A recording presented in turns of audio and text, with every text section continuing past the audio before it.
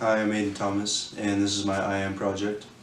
I guess I'll start it off by saying I come from a family of 4, and including a dog and a cat named Phoebe and Angel. My dad's name is Aaron Thomas, my mother's name is Julie Thomas, my name is Aiden Thomas, and my sister's name is Keely Thomas. I'm going to start off with who I am. I am a hardworking, dedicated student, and not just a student, I'm also an athlete who's very dedicated in this sport, which is soccer for me. And I'm not just dedicated in sports and schooling, of course, but I'm also dedicated in relationships. I'm pretty good at those, whether it be, loving relationships with a partner or, with friends. I'm pretty good with all that stuff. Some flaws that I have about myself are I overthink a lot, and with overthinking comes a lot of worrying, and those two can really drag me down if it gets to a really high point. It's really hard to overstep it, but over the past couple months I've really worked on it and gotten to therapy, and it's really hard to talk about right now, but it has helped me a lot to be able to go to therapy and to learn how to deal with overthinking and worrying. I believe it is very important to understand and accept your flaws so that you can begin to improve on yourself and work on those flaws. You don't have to be perfect, nobody's perfect, let's be honest. But the best thing that you can do for yourself is definitely know and accept those flaws so that you can further better yourself for a better you. And with a better you comes a better life.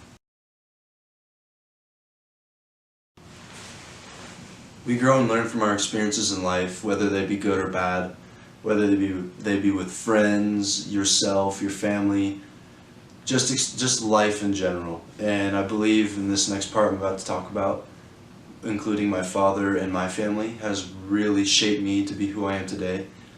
This isn't some sort of sad sob story, it's really what shaped me to be who I am today. Okay.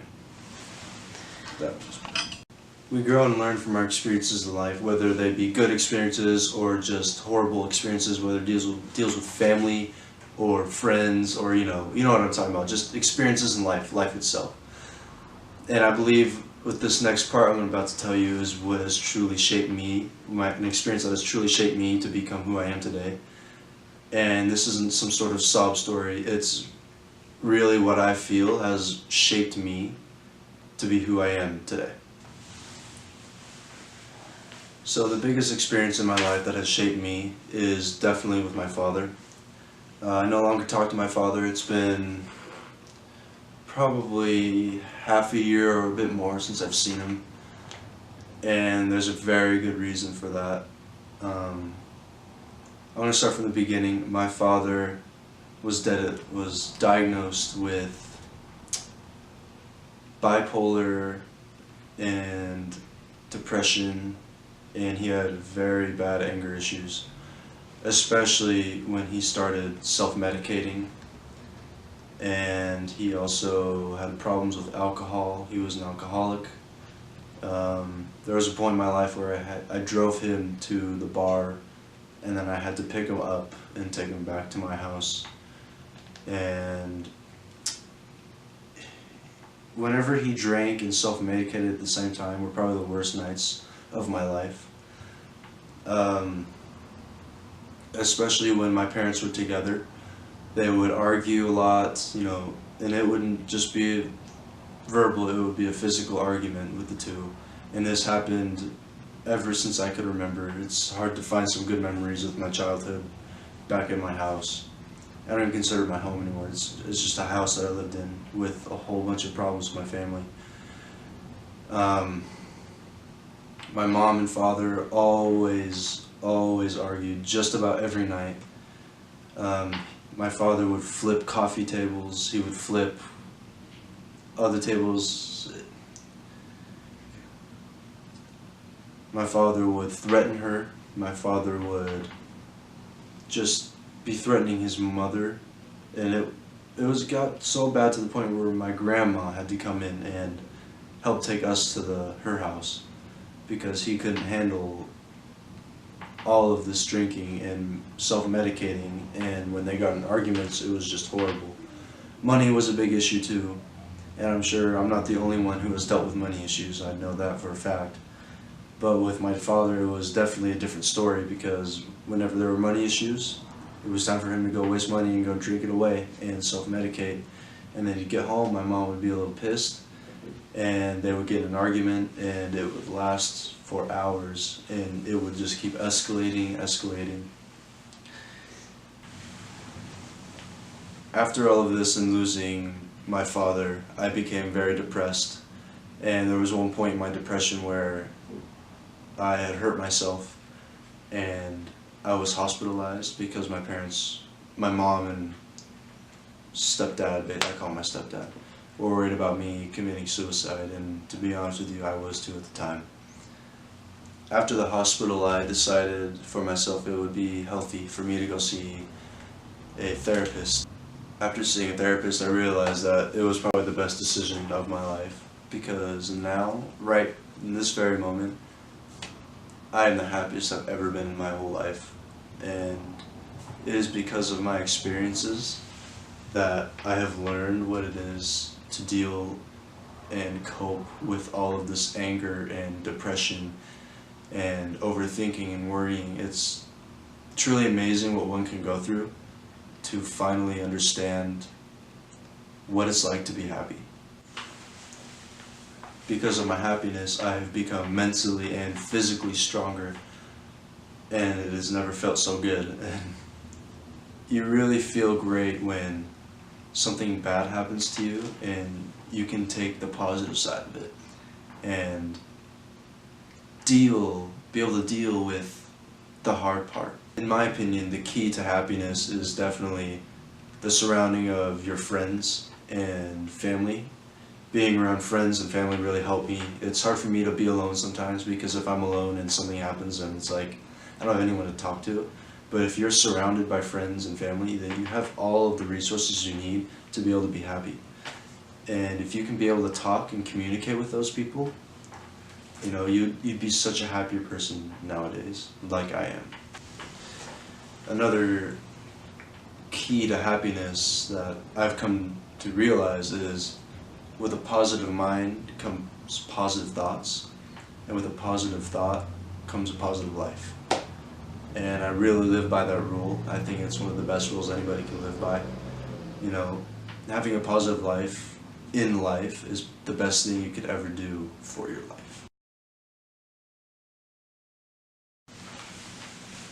One of my sayings or mottos, if you will, that I've created is, with motivation comes dedication. Freshman year of high school, I didn't make the soccer team on junior varsity, and I was really upset because I knew I should have made that team and I knew what I could have done better. So I took that motivation and I made it into dedication by practicing just about every day until sophomore year came around. Tryouts came, I played well, I made the team. That was probably the best year of my life in soccer. So, you know, motivation is the key to dedication, and I couldn't be more proud of myself with that. After the divorce happened, my mom, my sister, and we moved out to Des Moines Ranch because my grandpa owned some real estate down here, and it was a bit cheaper for us to get in here and start paying rent. And people always ask me, why do you not go to Des Moines Ranch High School? And, you know, the reasons I have is, first of all, I love driving, so it's not really a big pain for me to drive all the way out to Spanish Springs.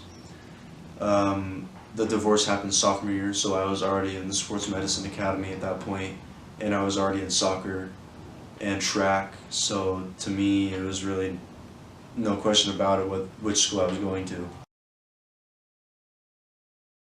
During the night of the divorce, when Dad attempted to kill Mom with the belt, can I ask you what was in your head during that time? Honestly, it was kind of just extremely terrifying. Like, I've never been that scared for something in my life, and it was just very sudden, and I went into protection mode and I had to call the cops. Can I ask you what you were afraid about? I was afraid that my mom was gonna die. Hi, Mom. So the first question I have for you is, what do you see in Aiden Thomas? Aiden Thomas is a huge part of my world. I see a passionate young man who has grown tremendously and over the past year has developed a confidence that is guiding him to the person he wants to be and a person who's going to make a difference in this world. Thank you, Mom.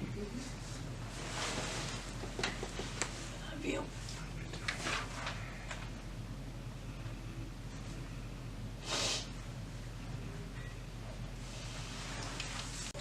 Okay, hi Mike, how are you? Doing good. How are you? Doing good. Thank you for joining me on this interview. You're welcome. What do you see in Aiden Thomas? Is that you? That's me. Okay. What do I see in Aiden Thomas? I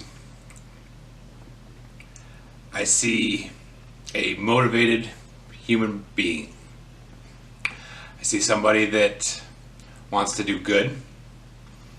I see somebody that is caring and compassionate. I see somebody that is driven. And I see somebody that is trying to find their way. And succeeding for the most part. I think Aiden Thomas is a phenomenal human being. I think that that whatever you set out to do, you will be able to accomplish it.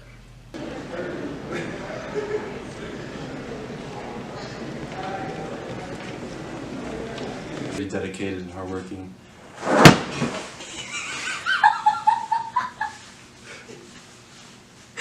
Don't stop. You do realize I have to have a bloopers part? That scared me. Did you hit the button? Yeah. Okay, good. No.